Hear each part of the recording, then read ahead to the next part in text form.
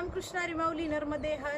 तर मानधाता परिक्रमा करत असताना ओंकारेश्वरमध्ये आम्ही या ठिकाणी आलेलो आहोत. बघा, तर आपल्याला नर्मदा मैयाच्या त्रिवेणी संगमाचं दर्शन आपल्याला घ्यायला मिळणार आहे.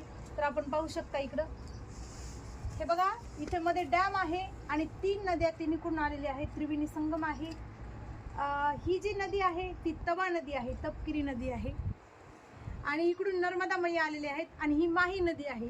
असा त्रिवेणी संगम आहे, मध्ये डॅम आहे आणि नर्मदा मैयाच्या मध्येच कावेरी मैया त्या ठिकाणी गुप्त आहेत.